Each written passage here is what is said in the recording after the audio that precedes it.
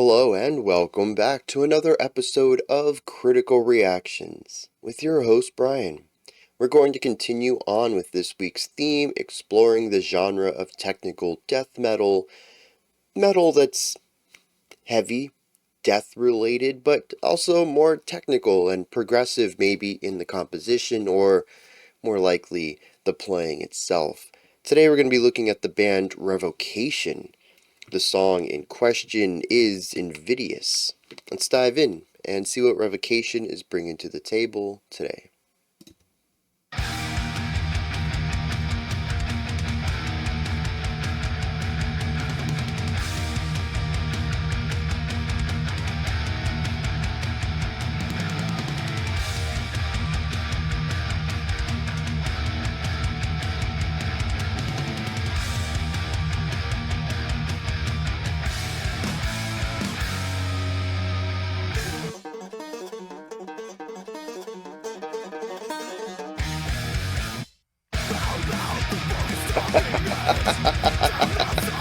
Okay. Okay.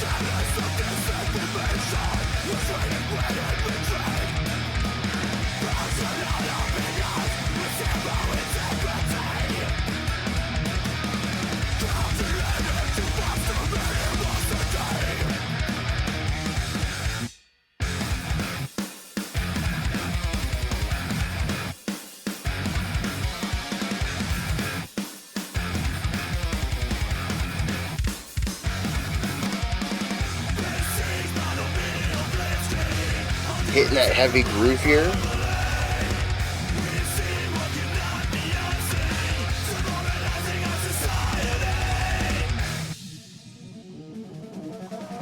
We had some really nice vocal layering there.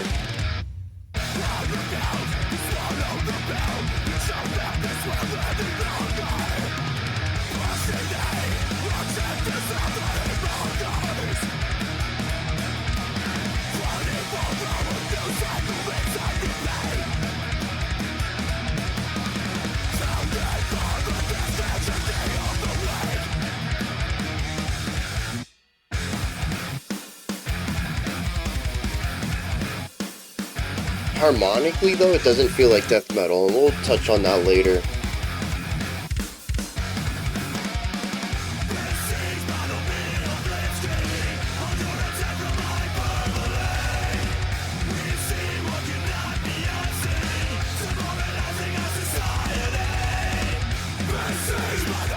There are multiple vocalists.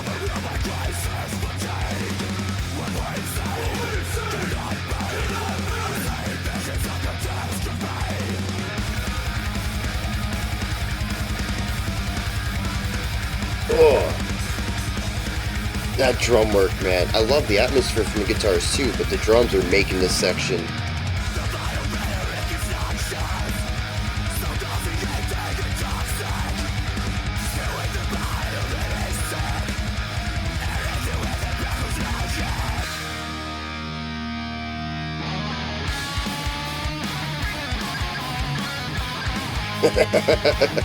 Blues?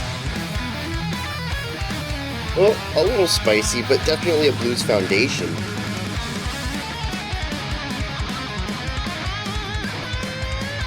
I was gonna say, there's gotta be some bent in here if we're going bluesy.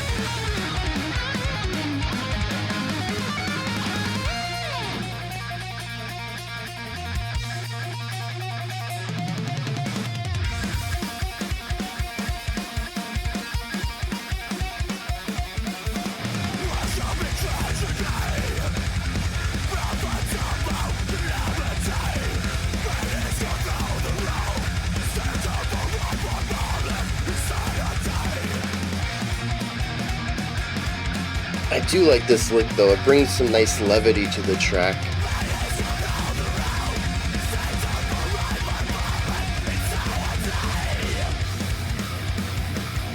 And then grounding it out for our outro, I'm going to assume.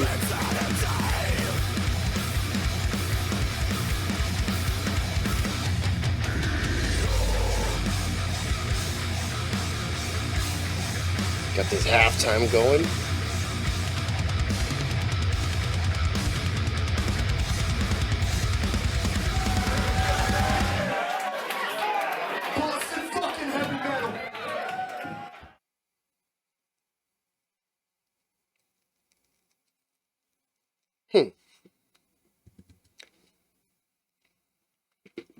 So I think it's kind of tough. What I want to talk about first is the question, is this heavy metal? It's because he said it was heavy metal at the end. Is this death metal? But I can't really talk about that, I think, until we have a strong grasp of what's happening here. So I guess that's where we're going to start. So, a lot of this track is very fast riffage.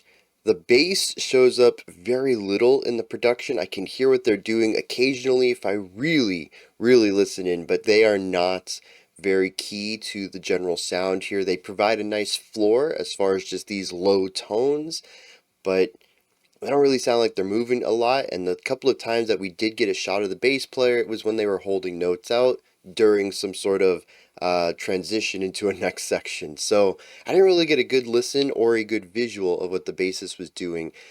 But I do have a strong understanding of what the guitars, drums, and vocals are doing. They're very prominent in the mix, and for that way, it actually emulates a lot of the older style of metal production, which is to sort of hide the bass. They're not that necessary. Interestingly, though, this doesn't go the Metallica route of being more treble heavy. It's still a bass represented track, but a lot of that bass work comes from the lower end EQ of the guitars more so than the bass itself. Um, so, though, what are the guitars doing? As I mentioned, it's a lot of fast riff playing. Lots of use of pedal tones with sparse use of other notes. And in fact, anytime that you watch the guitar is playing, their right hand, the one that they're picking the strings with, is going bonkers crazy, just constant 16th notes, but their left hand, what they're fretting around with, moves quite a bit slower. There's still speed and precision to it. I'm not trying to throw any shade and say anything about their skill level or anything, but there's such a strong use of pedal tone or open string notes in a lot of this that the left hand does very little compared to the right hand in a lot of places. We do get some sections that rely less on those open string tones, and we do, particularly during the solo, where we see a lot more left hand work at play, but during most of the riffs, very focused on these pedal tones that kind of exist underneath the core melody coming from the guitars. It creates a nice spaciousness in these lines. It creates this driving energy. There's this intensity, the 16th note attack constantly pushing forward in all the sections. Even the halftime feels. The guitars don't enter that halftime feel at all. They keep playing their 16th notes. Even if no other instrument was present, the guitars alone are still going to represent this drive, this intensity, this direction. And of course, the speed, the momentum itself. We're going this way and we're going that way fast. And of course, these riffs are all very rule of cool riff styles. There's not a strong focus on melody or linearity. It's all about a really tight loop that they can play fast and repeated over and over, and it sounds cool every time we get to it. There just isn't this there isn't any real boredom that sets into it. And part of that is the speed of it, but part of it is also the pacing of the track. We have only 4.5 minutes in this song, and we go through that at a blistering pace. So there's just a lot of elements in the guitar playing itself that ensure that the audience is amped up, pumped up, and never really gets bored. And this is amplified or supplemented by the drumming as well. The drummer has control of two things. One, adding extra intensity. There's many sections where the drummer plays many of the 16th note ideas that the guitars are also playing rhythmically, but the drummer does it on the drums. There's also this really heavy backbeat emphasis on the snare, and the snare punches through the entire mix. The dude's just beating on this drum, and you can hear it, and it's so constant, so consistent. At a tempo this fast, I mean, it really depends on what you're aiming for, but there's moments where I feel like there's too much snare, but if we cut that in half and do a snare on like every third beat or something like that, it could also lose some of that intensity that I think they're aiming for. So, is it a bit much at times? Yeah, but I mean, honestly, the whole song's a bit much. It's a lot of a lot. It can certainly be overkill depending on where your tastes and where your tastes lie, what kind of music you enjoy, that kind of stuff. But I think part of it is sort of the cheesiness of going way over the top. Like, here's the limit. We're gonna aim shoot for up here, because a lot of it is just over the top, and I think the snare just goes along with that, and that's why I don't necessarily think it's out of place. It's not something that I think I would want, but it absolutely fits with what they're doing. And sometimes it's more important than anything else. Just having a goal and achieving it, that execution at the end, regardless of how it actually sounds on paper. Does it work in the song? And I think the snare does here, even though, like I said, to me it comes off. There's a lot of snare in this song. But there's also some cool sections that aren't as snare focused, where the drummer just plays every part of the kit. In fact, many of the sections, I feel like the cymbals never stop shimmying. You know, when you hit it, it pitches down where you hit it, and then it kind of, the effects of physics level it back out. It almost feels like the drummer plays a game where they specifically try to keep all the cymbals constantly moving, and if any of them stop, then they lose the game. Now, the drummer does have one other job, which is time feel, because nobody else is really playing around with time the way that the drummer is. All the guitarists are really focusing hard on this 16th note playing, and the vocalist, well, we'll get to that, but the vocal rhythm is nowhere near as intense as anybody else. And so the drummer is in charge of, most importantly, the halftime feel, which basically feels like we've cut the tempo in half, but we haven't. The drummer is just playing half as many notes. We see this in a few places, but it allows the song to have an ebb and flow, to feel like we reduce intensity and raise intensity without the guitarist actually having to slow down at all. As I could see from the fans, the crowd audience in that music video, a lot of them were making air guitar, stuff going on. It seems to be a lot of guitar praise going on in the fandom. It makes sense the guitarists want to keep that energy up. Well, I guess that's one way to look at it. The other is that the guitarists love to keep the energy up, and the fans have picked up on that, and it's like a thing in the culture of the fandom now. Regardless of which way that flows, the idea is that the guitarists very rarely slow down ever, so it's up to the drummer to give the song this pacing that isn't going to be felt anywhere else. The drummer also changes up the time feel one other time, and it was during that really cool atmospheric section where the guitarist did slow down just a hair bit, and the drums introduced this really fast triplet vibe at the end of each two-beat phrase, I think it was. And I thought that was very cool. It added a little bit of rhythmic syncopation to an idea, or to the song, that really didn't exist anywhere else. A lot of this track is pure 16th notes or pure 8th notes. And it has that full driving energy all the time, so having something a little bit different to create something new rhythmically helps the song a lot, at least in my opinion. And that takes us to the vocals. They're metal growls. Not to throw any shade at the vocalist. I mean, he's also tearing it up on the guitar as well. But, like I've said in other videos this week, whenever you have instrumentalists just going off wild, crazy stuff, you have to have something that acts as a foundation, to act as a glue that holds everything together. Something that's a bit simpler compositionally. And that area of needing to be a solid foundation for all the intricate elements to be built on top of is given to presumably the bass, I think, but also the vocals. It's the simple thing. Interestingly, though, the vocals do sit above everything in the production, so they do feel like they're more in the spotlight, less of a foundation, but the simplicity does act as a glue that allows all of the intricate parts to be held together and not allow the song to collapse. So that's basically what the song is. It's a lot of a lot that's built on top of a lot of a little bit. It's a weird way to phrase that, but it's not wrong. There is one other part, though, that I wanted to bring up, and that's the harmonic qualities. You see, I mentioned at the beginning that this didn't really feel like death metal.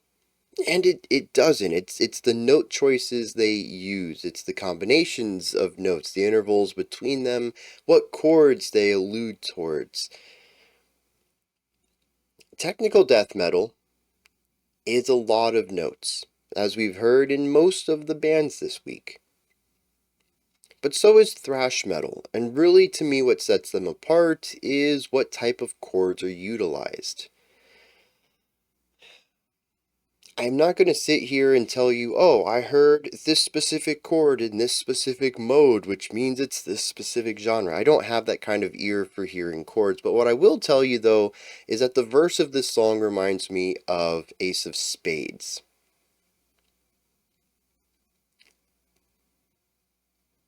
And so I immediately feel a thrashy side to the song more so than a death side. And I'm kind of curious where this lies, where this division lies, because technical death metal has always been something that I know it when I hear it.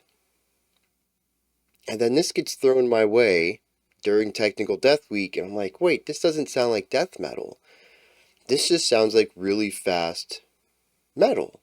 Oh, that's thrash, or maybe speed. I don't remember which one's faster than the other. I think speed metal is the slower one and thrash metal is the faster one.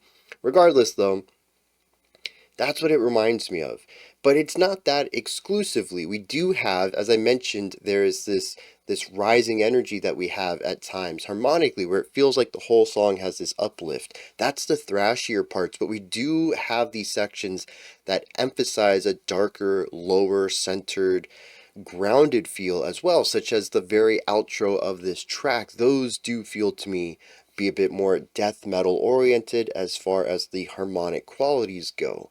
And so the song sort of toes this line between thrashier sounds and death metal sounds, and I wonder where the band sits genre-wise. To me, it's a very clean combination of those two, but the technical element comes into play as well, not just with the speed of it, but with a third harmonic presence.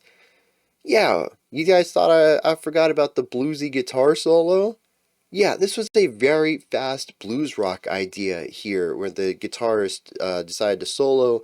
Not only do we have the harmonic pitches and intervals that would match blues guitar playing, but also we have some bends in here. It is 100% taking the idea of a blues rock solo and saying, well, what if we just sped it up a ton? What if we kind of metaled it up a little bit? And there are some very cool jazzy harmonic ideas in here where we pull notes outside of the blues scale and introduce just a little bit of spice or tension to the chord itself that isn't present within the chord. And I found those moments to be nice. They were touched on and then left pretty quickly, which is the best way to go about doing that. You lean into them too hard, and the tension may become overbearing, or maybe it feels like we've shifted chords or modes when that's not necessarily the intention. So we introduce them, and then we toss them right out, and it works so well. The whole guitar solo was very nice, and even having a little bit of those bends introduced some rhythmic change to most of the speed that the solo saw. See, I don't really know where to put this. It's progressive in a lot of ways. It mashes together two genres that seemingly have a lot of overlap to them, and then for the solo decides to go outside both of those realms and introduce something totally different, blues rock. So yeah, it's kind of wild, and I think this is where the technical element stems from. It is the performance. They are playing fast and technical, but there's also a progressive element to the composition itself that I appreciate. That wraps up my thoughts on this one. Let's dive into some lyrics and see what's going on there. I had to double check the year on this track. It says 2013, but it feels like a song that would have been written in the last that is the last decade. Oh, geez. Got kind of lightheaded realizing, time's weird, man. Anyways, this song is about the way that the media has changed over the years to emphasize ratings rather than information. And when I say the media, this song does particularly point a finger at stuff like news stations or news broadcasts, but I think it also points a little bit of a finger at people who would abuse media, not necessarily people who run the stations, but people who would have uh, articles run about them. It also brings into text media as well as social media. It kind of talks about all of it in a large nutshell about how it is becoming useless. The chorus says, besieged by the media blitzkrieg, under attack from hyperbole, we've seen what cannot be unseen, demoralizing our society. I really like the idea of under attack from hyperbole because it represents, I think, the need for attention and ratings, where having language that is factual and non-biased doesn't get clicks anymore. Having a newscaster talk about something from an objective standpoint doesn't get ratings anymore. News would be dead if not for this person was slammed by that person. Tune in later to see what happened, and kind of stuff like that. It's sensationalizing events. That's the hyperbole they're talking about. Factual, objective news doesn't sell anymore. And that's what this is really about. But it even goes a step further, and the opening verse kicks into this really hard. It says, roll out the bogus talking heads, tell us all how to think, bearing the chalice of disinformation which we unwittingly drink, fraudulent opinions with zero integrity calculated to foster animosity. It's all about separating groups and telling them to point the focus at each other instead of course, where many of the issues lie, which is usually in the people up top. It's not usually the 99% who need to fight each other, but it's always the 1% who tell them that they're at odds with each other. Hey, divide up, make your own tribes, go to war with each other. Forget about us at the top. We're not manipulating anything, I promise. The second verse rolls into this even more. Says, I refuse to swallow the pill to choke back their swill any longer, pushing the agendas of the hate mongers, 24-hour news cycle, rinse and repeat, tune in for the latest tragedy of the week. Yeah, I mean, this talks about not even just the idea that news is no longer objective, that it's subjective, about having agendas and wanting to create, well, it says hate mongers. I think initially I read that as fear mongering. Did I get that? No, there's not another line about fear-mongering. Okay, I read that wrong in my head the first time I went through this. But yeah, the idea that news is about control more than passing on of information, which of course information is freedom. The opposite of control. Most countries don't want that. Most people at the top don't want that. So that's not what they push when they're news anymore. But even going on to the idea of the 24-hour news cycle and tuning into the latest tragedy, people tend to get upset about something today and tomorrow they'll forget about it. It's really easy to just endure any negative press because by tomorrow you'll be out of the papers. You'll be out of the talk again. And then you can go do whatever you want. You got the little slap on the wrist. You got a bunch of people on Twitter saying that they were going to boycott you, and tomorrow they won't. It's golly. I do really like this bridge, I think it is. It's right before the guitar solo. Pretty much everything else in the track piles on to this. I don't think there's anything new being explored topically. But I do like the language here because they utilize a very specific group of words that all have a similar theme to them. And there is a nice little rhyme to it as well. It just works really, it works for me. I enjoy it from a linguistic standpoint. But it says their vile rhetoric is noxious, so nauseating and toxic, spewing their bile, it's sickening to hear. I love all of that. Vile, noxious, nauseating, toxic, spewing, bile, sickening. All of these words together just work beautifully at painting a picture at what this news has become, of what media has become. And of course, the final line is ratings go through the roof. Stay tuned for hyperbolic insanity. Because they worship tragedy and calamity is profitable. It's all about the money, all about the ratings, not about the informing the public about what's going on around them anymore. It's about control. And, power, money, that comes with it too. I don't know that this has a lot to do with the music. There's definitely a lot of anger in the lyrics that I think is matched by the music, but otherwise it feels like the type of music they would normally write, and this is just some lyrics that the vocalist wanted to get off their chest. So I'm not too sure that there's a lot of thematic resonance there, but as usual, that's okay. Not every song has to be completely cohesive on every front. Those are my thoughts. Revocation's Invidious. Let me know what you thought of this track. If there's anything that stood out to you, anything you'd like to add on to what I said or correct me on, maybe you just have your own thoughts, opinions, and perspective about it. Put all that stuff down in the comment section. Above that, in the description box, there's a link to Linktree. Takes you here. You can find links to my music, ways to support the channel, a link to the Discord server, and so much more. Above that, if you could, like, subscribe, and ring the bell. I greatly appreciate all three of those. That wraps it up for this one, but we do have a special selection coming up. What do we have next? Oh, yeah, we have a Pride Month selection for our next one. Alright, until next time, remember to be critical, not cynical, of the music you listen to, and have a fantastic morning, afternoon, or evening whenever you choose to watch my videos. I'm trying to find the button without looking at, I think it's this one.